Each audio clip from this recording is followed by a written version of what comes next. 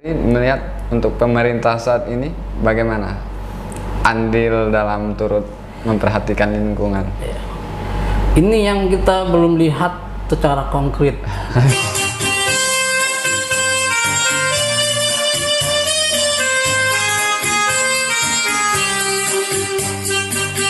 Oke, assalamualaikum warahmatullahi wabarakatuh.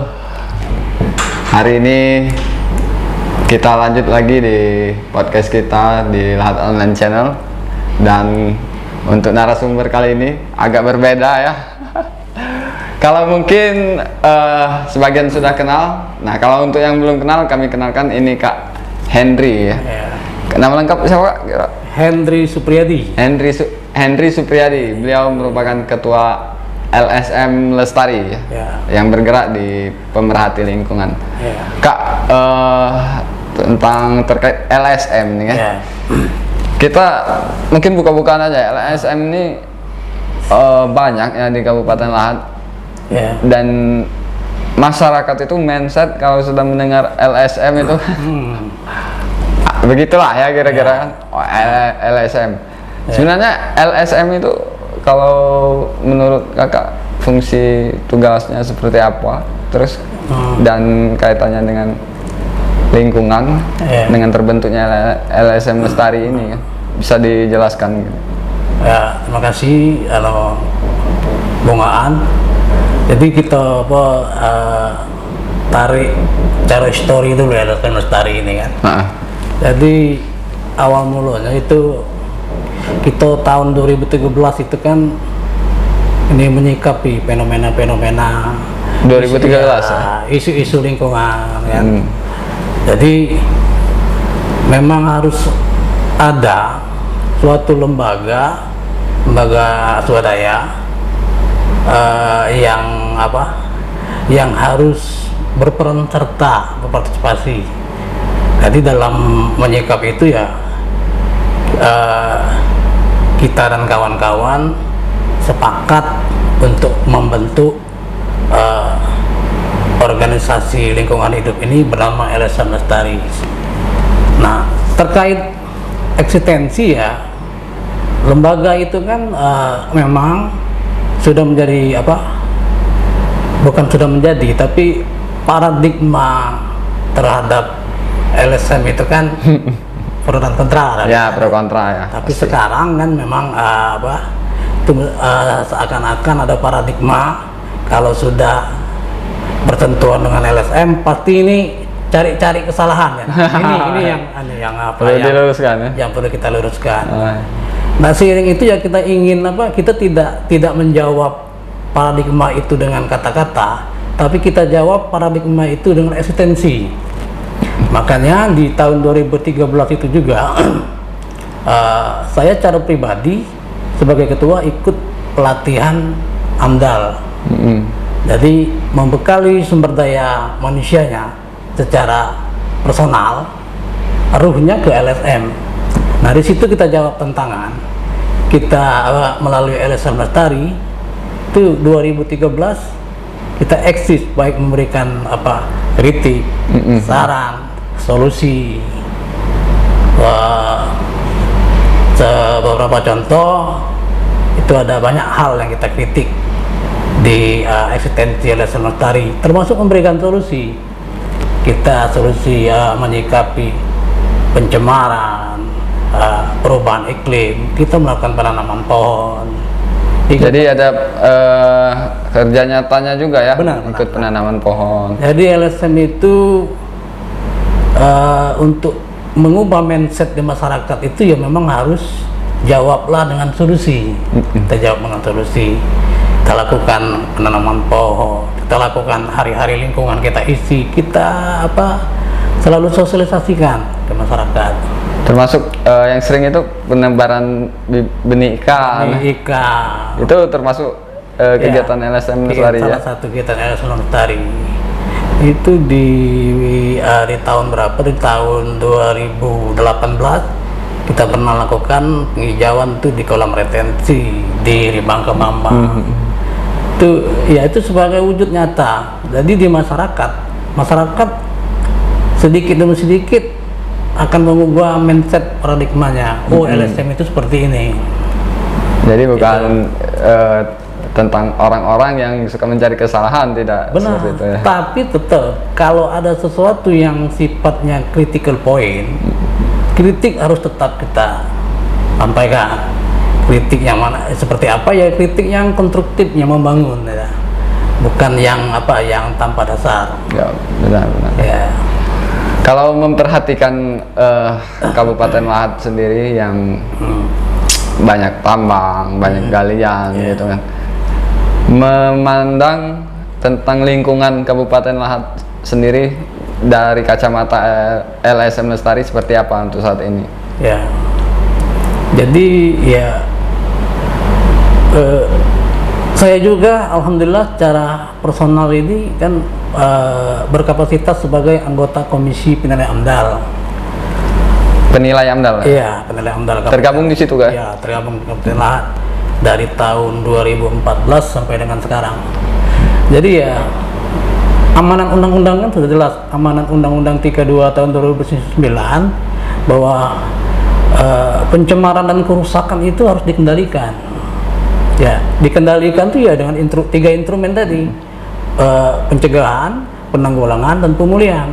Di perusahaan kan mereka ada dokumen AMDAL. Di situ ada rencana pengelolaan dan pemantauan lingkungan. Jadi dari kegiatan perusahaan melakukan penambangan, mereka berkewajiban melakukan pengelolaan. Dengan apa? Dengan RKL dokumen itu. Nah, inilah yang menjadi tolak ukur bahwa perusahaan itu benar-benar memperhatikan lingkungan dari aktivitas perusahaan yang ada.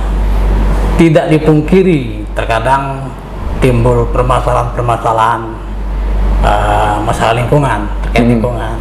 Itu tidak kita pungkiri.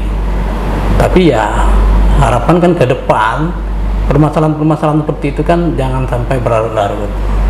Nah, kita hadir, LSM Lestari mencoba hadir memberikan saran kritik agar tidak berulang kembali dengan kejadian yang berulang. Seperti itu, Pak. Kalau ada misal permasalahan lingkungan karena perusahaan, itu LSM Lestari fokusnya ke mana? Dia ke perusahaannya atau ke pemerintahnya? Ya, sebagai organisasi lingkungan ya kita ke pemerintah daerah, ke instansi terkait, bersama-sama instansi terkait untuk menyikapi permasalahan-permasalahan ada.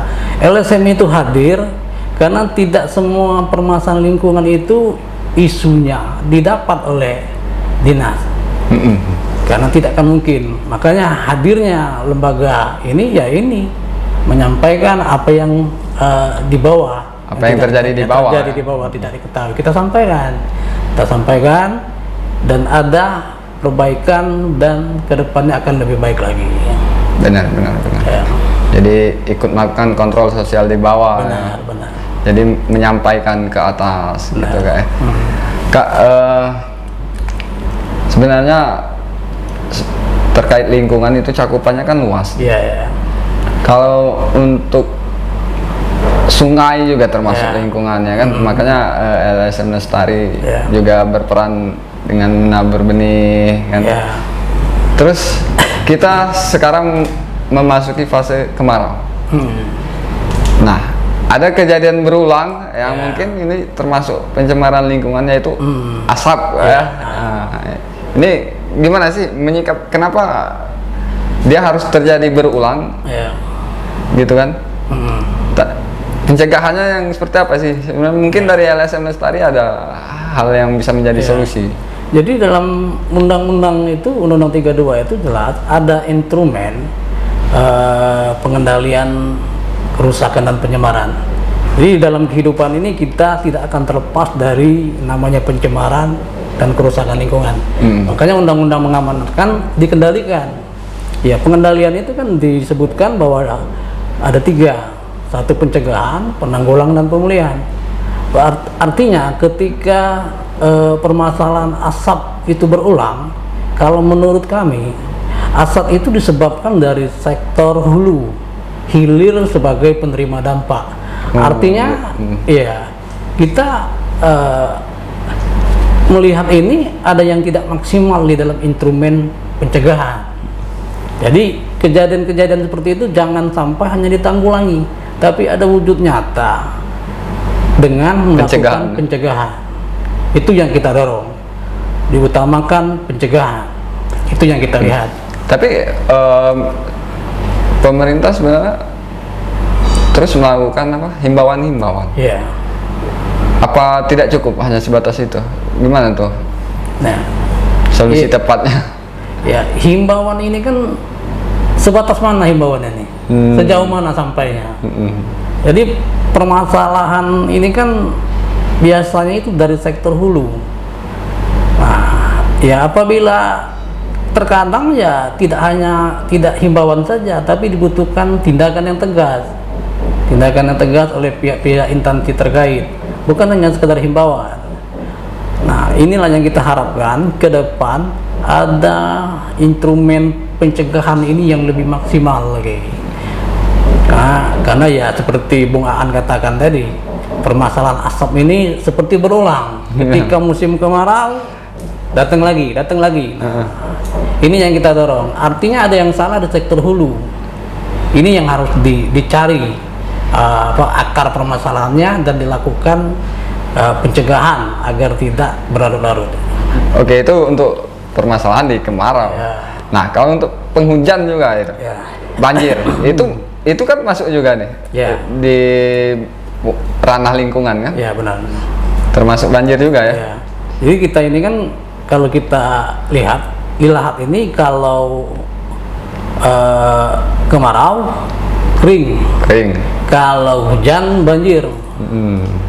Makanya LSM Lestari itu kan selain menyampaikan kritik juga memberikan solusi itu. Jadi di banjir atau kering itu kan disebabkan oleh sektor hulu gitu. Apakah di sektor hulu itu daerah sempadan sungai atau pohon-pohon sebagai bank pohon, ini bank air. Pohon ini adalah bank air. Bank air ya. Ya. Artinya dia di pohon ini dia menyimpan dengan tandunnya ini kan menyimpan air. Makanya dia menjadi apa? Air tanahnya itu menjadi sumber mata air. Nah, kalau pohon-pohon sudah banyak gundul, otomatis pada saat musim kemarau akan kekeringan karena tidak ada lagi bank air yang akan disuplaikan ke sektor hilir. Begitu juga pada saat musim hujan. Jadi adanya pohon-pohon di sektor hulu dengan apa? Dengan akar segala macam, pohon ini kan manfaatnya luar biasa. Penting sekali ya. Ya, penting sekali. Dengan akarnya dia mampu mengunci sempadan sungai, tanah-tanah. Dengan apa, tandunnya dia mampu menyimpan air untuk disuplaikan. Nah, kalau pohon-pohon ini sudah gundul di sektor hulu, maka hilirlah yang akan menjadi imbas ya, penerima dampaknya. Nah, ini yang harus menurut kami yang harus dilakukan tindakan-tindakan yang konkret dan cepat. Dan untuk melakukan tindakan yang konkret itu ya kita harus punya data dong. Berapa hutan kita yang gundul. Nah, kalau kita hanya meraba-raba nggak bisa di sektor mana dilakukan penanaman kembali atau gimana. Dan pohon itu kan bukan abrak ditanam dia langsung tumbuh, butuh proses. Makanya ya penebangan pohon itu ya harus yang terukur. Ya. Makanya dari LSM Lestari gencar juga melakukan penanaman. Ya. Nah, itu penanaman itu ada pembibitan sendiri nggak kalau LSM Lestari? Tempo hari kita pernah sempat ada pembibitan kan. Sekarang kita sudah mau rintis lagi. Jadi kenapa kita begitu fokus kalau kemarin dengan penanaman pohon? Jadi kami lihat di referensi dimanapun itu. Jadi permasalahan banjir, kekeringan, longsor, perubahan iklim secara mikro itu kan merupakan suatu proses degradasi lingkungan yang paling berbahaya di dunia. Jawabannya apa? Jawabannya adalah pohon, dengan menanam pohon. Kenapa? Pencemaran. Jadi dengan daunnya yang rimbun, pohon itu daunnya itu bisa menyerap Polusi debu, ya? polusi. Dengan akarnya dia mampu mengunci tanah agar tidak terjadi longsor. Dengan tandanya dia mampu menyerap air, mampu dari pemanasan iklim secara mikro, dia mampu melindungi dari sinar matahari. Adanya kawasan pohon, dia juga mampu meredam ketika ada angin topan angin besar. Dia mampu memutar haluan, menahan. Ya, itu begitu. Jadi begitu pohon pentingnya, ini, ya, sangat penting. pohon ini kan penghasil oksigen. Ya, menghasil oksigen. Kita bayangkan kalau kita tidak ada oksigen, atau hitung aja berapa kalau kita harus beli oksigen per hari. Artinya ya kita mestinya kan bersyukur dengan Tuhan Yang Maha Esa, kita diberikan keberlimpahan keanekaragaman hayati termasuk pohon. Nah, ini yang harus kita jaga. Pembangunan harus tetap berjalan, tetapi harus ada keseimbangan terhadap lingkungan hidup. Keren sekali ya jawaban dari Kak Henry, detail dan memang kapasitasnya sesuai. Dia menguasai tentang lingkungan, jadi tidak salah ya. Luar biasa ya untuk narasumber kita kali ini. Sekarang dengan berjalannya waktu, dengan melihat hal-hal yang terjadi di lapangan, Kak Henry melihat untuk pemerintah saat ini bagaimana andil dalam turut memperhatikan lingkungan? Ini yang kita belum lihat secara konkret. Gitu ya? Ini jadi kalau kami kan, kalau ini kita logika menurut kami, logika saya. Kalau saya sayang dengan anak, kalau anak itu dia rajin, itu pasti saya puji. Kalau dia benar, pasti saya support, saya dukung. Tapi ketika dia buat PR aja salah, pasti saya salahkan. Oh, ini salah. Pasti. Artinya ya proporsional lah dalam menempatkan sesuatu. Jadi kita melihatnya ya, kita belum melihat sesuatu yang konkret. Contoh, salah satu manfaat pohon tadi kan begitu besar pohon tadi. Ya kita belum melihat, karena di suatu wilayah itu kan kita ada namanya harusnya 30, kalau nggak salah itu 30% kita harus punya RTH, ruang terbuka hijau. Itu kan RTH itu, ruang terbuka hijau itu manfaatnya luar biasa itu sebagai filter dalam hiruk pikuk kita di kota ini kan harus ada filternya. Jadi pohon itu juga sebagai buffer zone, penyangga dari kehidupan hiruk pikuk di kota. Dan kita belum melihat secara nyatanya itu untuk sampai saat ini, atau ada membuat jalur green, jalur sepanjang jalan dibuat green, hijau, ditanamkan. Ada juga area green. Area itu ya tadi RTH itu di suatu kawasan kita hijaukan. Nah, ini kan kalau kita sudah hijaukan akan menjadi namanya RTH yang tempat kita menyanggah kehidupan kita untuk mengimbangi dari polusi, pencemaran dan permasalahan lingkungan yang ada. Nah, ini yang kita belum lihat. Mungkin ke depan kita kita harap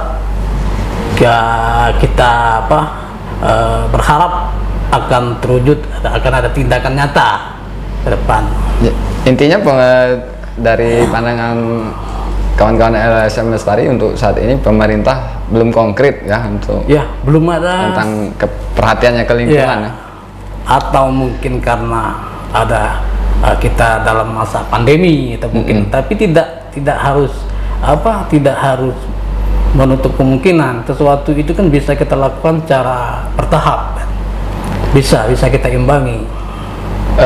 Apa itu salah menjadi tolak ukur juga saat ini kan sedang banyak gejolak nih tentang lingkungan. Kita lihat di daerah Merapi yang baru-baru ini juga itu terkait limbah ya kan yang tidak berkesudahan, terus banjir yang terus terjadi. Itu ada ininya juga ya, kesinambungannya ke pemerintah. Apa kurang ketegasan atau gimana? Karena masalah limbah ini masih sering ya, saya perhatikan, karena masyarakat baru ini juga terkait limbah. Jadi itu di tahun berapa itu kalau bungaan awal pilkada, sebelum pilkada 2000. Tadi kita pernah menggelontorkan itu namanya Kaukus Lingkungan Hidup. Kita pernah. Karena kita tarik isu itu kaukus lingkungan hidup, tapi tidak ada sambutan. Jadi kaukus lingkungan hidup ini kita ajak kawan-kawan yang peduli terhadap lingkungan atau komponen-komponen masyarakat lain, kita ajak para kandidat calon kepala daerah atau legislatif itu menggelar suatu diskusi kaukus yang terkait dengan lingkungan hidup. Nah, dari kaukus lingkungan hidup akan terlihat wawasan seorang kandidat. Wawasan seperti apa? Wawasan lingkungan hidup, berwawasan lingkungan hidup. Jadi untuk dia peduli terhadap lingkungan, seorang pemimpin itu harus berwawasan lingkungan hidup, itu harga mati. Jadi kalau dia tidak berwawasan lingkungan hidup, bagaimana dia mau peduli terhadap lingkungan? Ini yang kita amat sayangkan. Jadi terkait permasalahan itu saat sebelum pilkada. Ya, sebelum pilkada kita itu pernah membuat isu itu kan, agar ini sebagai agar yang terpilih memperhatikan lingkungan. Agar ini menjadi satu semacam tolak ukur bahwa kita berani menitipkan amanah dengan untuk menjadi seorang pemimpin. Itu yang kita harapkan. Nah, jadi ketika seorang pemimpin itu berwawasan lingkungan hidup, akan ada kebijakan itu yang terkoneksi dengan cara pandang dia terhadap lingkungan hidup. Ada keseimbangan dalam pembangunan yang berkelanjutan tetapi tetap mengedepankan lingkungan hidup. Ada keseimbangan, itu yang kita harapkan. Tapi bicara pemerintahan tidak serta-merta kepala daerah ya. Benar. Karena dia banyak di bawahnya juga yang harusnya punya ide-ide ya. Benar. Tanpa menyudutkan instansi terkait ya. Jadi kita juga masyarakat harus berpartisipasi. Masyarakat juga harus berpartisipasi juga. Di dalam amanat undang-undang itu jelas, masyarakat juga harus berpartisipasi, harus memberikan sumbangsi sarannya untuk pembangunan itu yang lebih baik lagi, tetap mengedepankan lingkungan hidup. Itu Pak. Kritik-kritik terus, termasuk kemarin terakhir pemberitaan di media Lahat Online ya tentang tata cara pengelolaan lingkungan ekosistem sungai ya. Oh ya. Jadi di dalam itu Kak Henry menyebutkan bahwa bukan hanya